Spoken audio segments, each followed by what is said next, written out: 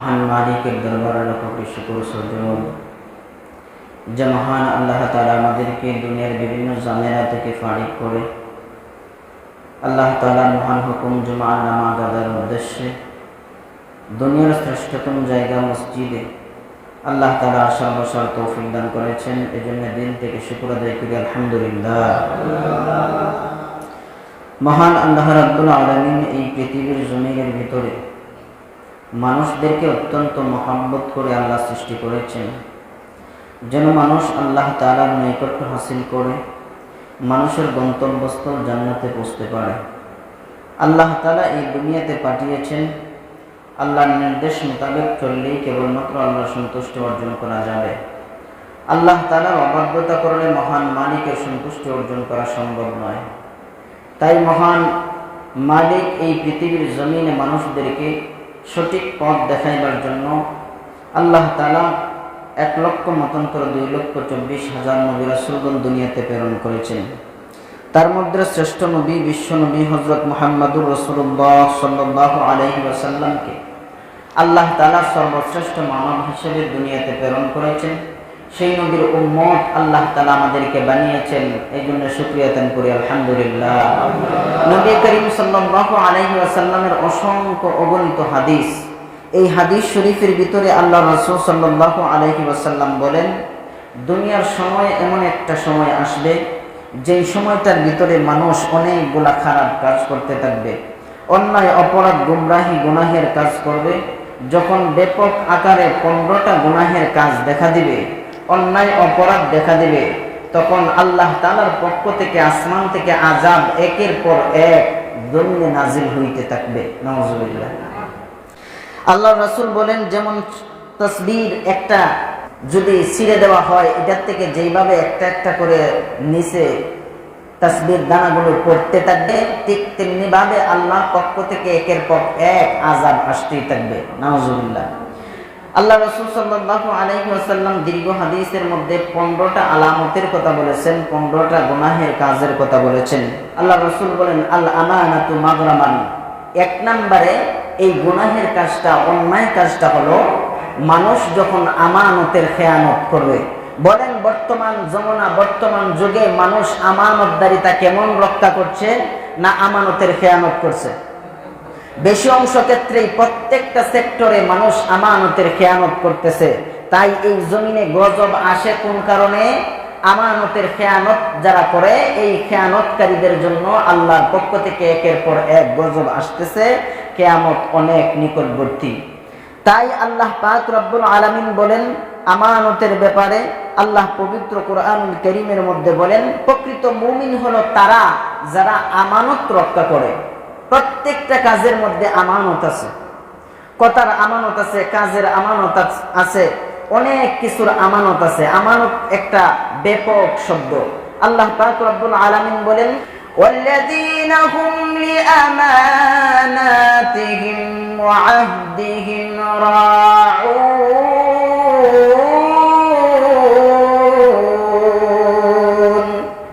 আল্লাহ তাআলা বলেন, যারা আমানতদারিতা রক্ষা করে এবং যারা ওয়াদা খেলাফ করে না, ওয়াদা রক্ষা করে, তারাই হলো খাঁটি মুমিন। আর যদি আমানতদারিতা রক্ষা না করে, তাহলে আল্লাহর পক্ষ থেকে আযাবের ব্যবস্থা আছে। যে আমানতদারির ব্যাপারে আল্লাহর পয়গম্বর বিশ্ব নবী কেমন আমানতদার ছিলেন, সাহাবায়ে কেরাম কেমন আমানতদার ছিলেন, তাবেঈনগণ কেমন আমানতদার ছিলেন, আর আজকে বর্তমান যুগের মানুষ কেমন আমানতদার। আল্লাহর পয়গম্বর তো শ্রেষ্ঠ মানব, শ্রেষ্ঠ মানবের আমানতদারিতা। আল্লাহ রাসূলের মতো আমানতদার এই জগতের আর কেউ ছিল না। আল্লাহর পয়গম্বর এমন আমানতদার ছিলেন। আল্লাহ রাসূল সাল্লাল্লাহু আলাইহি ওয়াসাল্লাম যখন মক্কার জমিনের ভিতরে কালিমার দাওয়াত দেন, আল্লাহর একত্ববাদের দাওয়াত দেন, তখন বেঈমান কাফেররা চতুর্দিকে লেগে গেল আল্লাহর পয়গম্বরকে কিভাবে শেষ করে দেওয়া যায়। নবী যাতে ইসলামের দাওয়াত না দিতে পারেন, আল্লাহর একত্ববাদের দাওয়াত দিতে না পারেন, এই কারণে বেঈমান কাফেররা আল্লাহর রাসূলের পিছনে লাগছে। এমন ভাবে লেগেছে যে আল্লাহর রাসূলকে শেষ পর্যন্ত এই দুনিয়া থেকে বিদায় করে দেওয়ার, হত্যা করার পায়তারা করলো। নাউজুবিল্লাহ। বিশ্ব নবীজি সাল্লাল্লাহু আলাইহি ওয়াসাল্লাম আল্লাহ রাব্বুল আলামিন নবীজিকে বললেন, হে নবী, আপনি হিজরত করে মদিনায় যান। মক্কা থেকে হিজরত করে আল্লাহর পয়গম্বর বিশ্ব নবীজি মক্কা থেকে হিজরত করে মদিনায় যাবেন। মক্কা নবীজি গড়ের ভিতরে অবস্থান করেছেন। এমন অবস্থায় বেঈমান কাফেরগুলো গড়ের চতুর্দিকে ঘেরাও করে আল্লাহর পয়গম্বরকে হত্যা করার ষড়যন্ত্র করলো।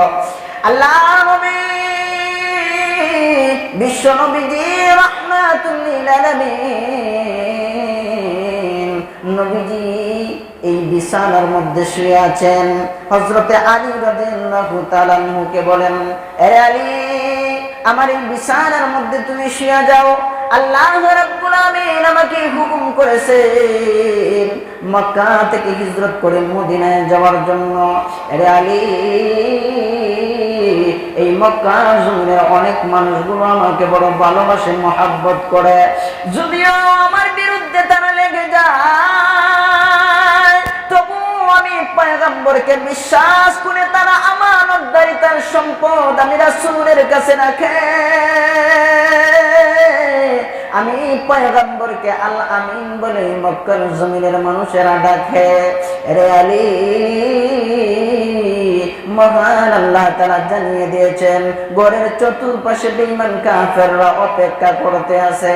আমি যখন ঘর থেকে বাহির হইব, বেঈমান কাফেররা আমি রাসূলের উপর আক্রমণ করার জন্য রেডি হয়ে আছে। রে আলী,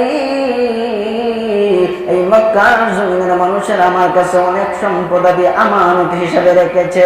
আমি পয়গম্বর যদি বিদায় হয়ে যাই, রে আলী, আমি পয়গম্বর তোমার কাছে এই আমানতগুলো রেখে গেলাম। এই মক্কার জমিনের অনেক মানুষগুলো আমার কাছে আমানতের সম্পদগুলো রেখেছে। এই যে না, ওইটা অমুকের কাছে পৌঁছায় দেবা, ওইটা তো অমুকের কাছে পৌঁছায় দেবা। আল্লাহর পয়গম্বর বিশ্বনবী এমন একটা ভয়াবহ পরিস্থিতি শিকার হয়েছেন, এরপরেও আমানতগুলা আল্লাহর পয়গম্বরের সাহাবী হযরত আলী রাদিয়াল্লাহু তাআলা আনহুকে বুঝিয়ে দিয়ে গিয়েছেন। এরে আলী, আমি রাসূল যদি মদিনায় হিজরত করে যাই, তুমি আলী আমার এই আমানতের সম্পদগুলা মক্কার মানুষদের কাছে বুঝাইয়া দেবা, এরপরে তুমি মদিনায় হিজরত করবা। বলেন পরিস্থিতিটা, অবস্থাটা কেমন ছিল? সহজ না কঠিন? এই কঠিন একটা সময়ের ভিতরে আল্লাহর পয়গম্বর আমানতের জিনিসগুলা হযরত আলী রাদিয়াল্লাহু তাআলা আনহুকে দিয়ে গেলেন। হে আলী, আল্লাহর এই আমার কাছে আমানত দিয়েছে লোক সকল, এই আমানতের খেয়ানত করা যাবে না। তুমি আমার পক্ষ থেকে তাদের সম্পদগুলো তাদের কাছে পৌঁছে দিও। সুবহানাল্লাহ। এমন আমানতদার ছিলেন আমার রাসূল। আর এই রাসূলের উত্তরসূরি, রাসূলের উম্মত দাবি করে আজ হাজারো মানুষের আমানতের খেয়ানত করা হচ্ছে। মানুষদের কাছে বুঝাইয়া দেবা, এরপরে তুমি মদিনায় হিজরত করবা। বলেন পরিস্থিতিটা, অবস্থাটা কেমন ছিল? সহজ না কঠিন? এই কঠিন একটা সময়ের ভিতরে আল্লাহর পয়গম্বর আমানতের জিনিসগুলা হযরত আলী রাদিয়াল্লাহু তাআলা আনহুকে দিয়ে গেলেন। হে আলী, আল্লাহর এই আমার কাছে আমানত দিয়েছে লোক সকল, এই আমানতের খেয়ানত করা যাবে না। তুমি আমার পক্ষ থেকে তাদের সম্পদগুলো তাদের কাছে পৌঁছে দিও। সুবহানাল্লাহ। এমন আমানতদার ছিলেন আমার রাসূল। আর এই রাসূলের উত্তরসূরি, রাসূলের উম্মত দাবি করে আজ হাজারো মানুষের আমানতের খেয়ানত করা হচ্ছে। আল্লাহ রাসূল সাল্লাল্লাহু আলাইহি ওয়াসাল্লাম এমন ছিলেন আমানতওয়ালা, আমানতদার। নবীজি সাহাবায়ে কেরামদেরকেও তো আমানতের শিক্ষা দিয়েছেন। কিন্তু অপর দিকে দেখা যাচ্ছে যেই সমস্ত বেঈমান কাফেরগুলো, আবু জেহেল, উতবা, শাইবারা, ওরা কেমন আমানতদার ছিল? ওরা আমানতদার ছিল না খেয়ানতকারী ছিল? ওরা খেয়ানতকারী ছিল। আল্লাহ রাসূল সাল্লাল্লাহু আলাইহি ওয়াসাল্লাম রাস্তা দিয়ে চলতেছেন, এমন অবস্থায় একটা যুবক আল্লাহর পয়গম্বরের কাছে এসে বলে, নবীজি, আমি কিছু সম্পদ রেখেছিলাম, কিছু টাকা পয়সা রেখেছিলাম আবু জেহেলের কাছে, আমাদের নেতার কাছে। এখন দেখি আমাদের নেতা আমার এই টাকাগুলো দিতে চায় না। আবু জেহেলের কাছে যখন যুবক গেল যে আপনার কাছে তো আমি কিছু টাকা রেখেছিলাম, টাকাগুলো দেন। বলে কিসের টাকা? কোন সময় রাখছো? তোমার টাকাগুলি দেওয়া হবে না, এখন তো এই গরিব অসহায় মানুষ, কিছু করার নেই। কয়েকজন লোককে রাস্তায় পাইল, আবু জেহেলের দলের লোকেরাই, যে নেতার কাছে আমি কিছু টাকা রেখেছিলাম, নেতা তো আমার টাকাগুলি দিতে যাচ্ছে না। বলে তাহলে কি করার? আমরা পারবো না, যাও মুহাম্মদের কাছে। লোকটাকে দেখাই দিছে, মুহাম্মদের কাছে যাও, যদি মুহাম্মদ আবু জেহেলের কাছ থেকে উদ্ধার করে দিতে পারে। এদের উদ্দেশ্য হলো মুহাম্মদ যদি আবু জেহেলের কাছে যায় তাহলে আবু জেহেল মুহাম্মদকে অপমানিত করবে, অপদস্থ করবে, আর আমরা দূরে থেকে তামাশা দেখব, আমরা মজা নিব। এই উদ্দেশ্যে আল্লাহর পয়গম্বরের কথা বলে দিল। যুবকটা রাসূলের কাছে গিয়ে বলল, নবীজি বললেন চলো, ঠিক আছে।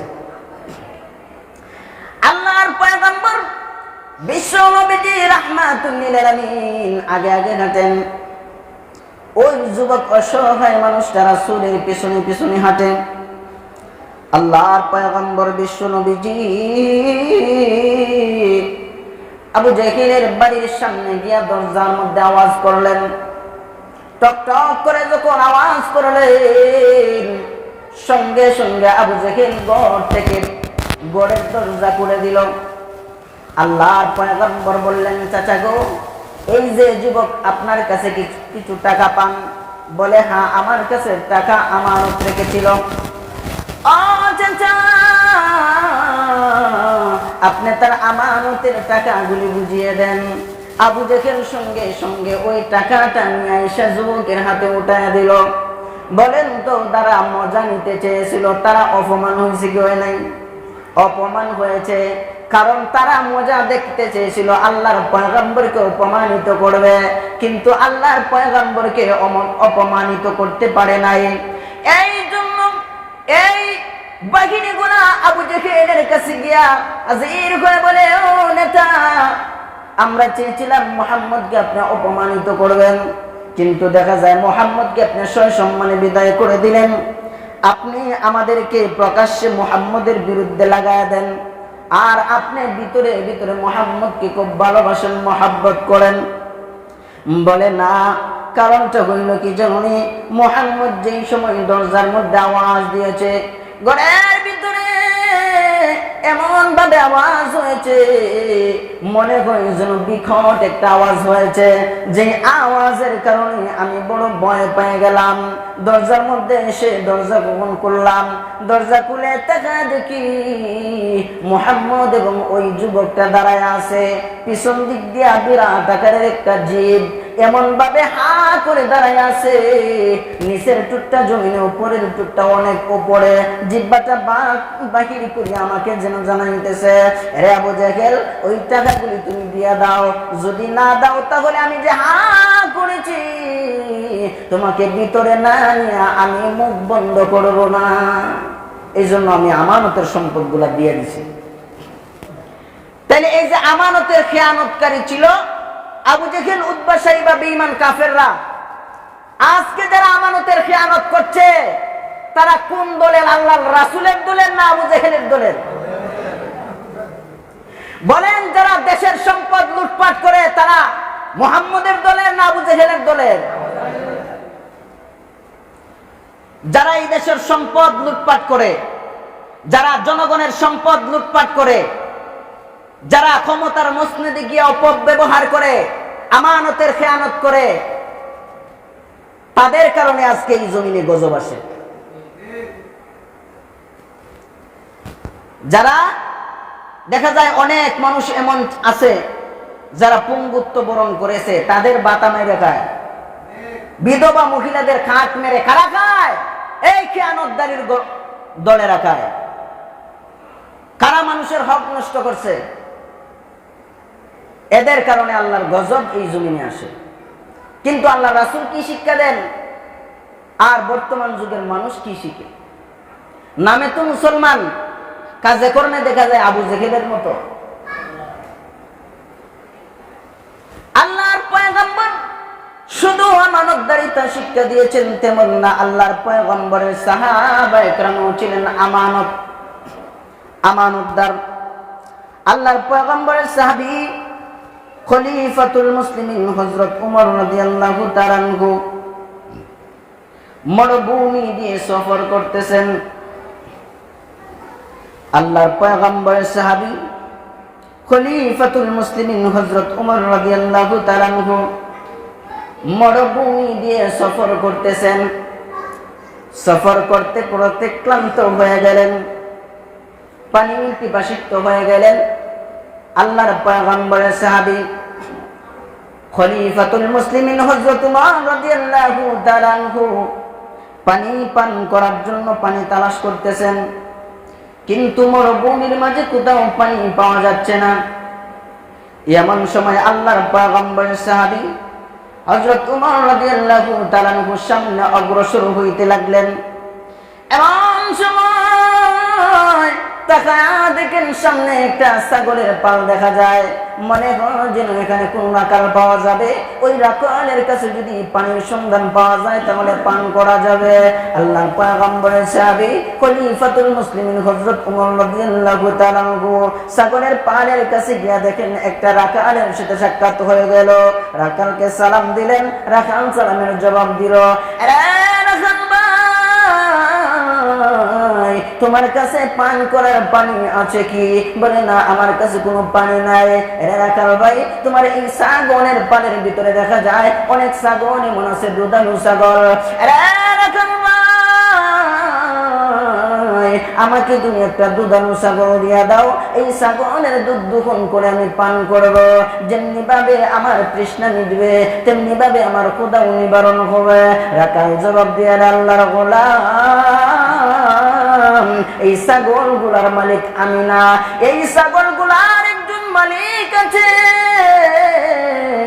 আমি হইলাম সামান্যতম এই ছাগল গুলা দেখাশোনার দায়িত্ব আমার কাছে আমানত দিয়েছেন এই ছাগল গুলা, সুতরাং আমি বিনা অনুমতিতে আপনাকে দুধ পান করতে দিতে পারি না। বিনা অনুমতিতে আপনাকে দুধ পান করতে দিতে পারি না। হযরত ওমর বলেন, যেমন দেখা যায় তার ভিতরে তাকওয়া আছে, আমানতদারিতা রক্ষার ব্যাপারে তার এমন গুণ আছে, দেখে একটু পরীক্ষা করে এই যুবককে। এবার যুবককে ডাক দিয়ে বলেন, যুবক, তোমার কাছে এই ছাগলগুলা আছে, তুমি এই ছাগলগুলা একটা দুধানু ছাগল আমার কাছে বিক্রি করে দাও। তুমি যদি বিক্রি করে দাও তাহলে কিছু তুমি টাকা পাইবে।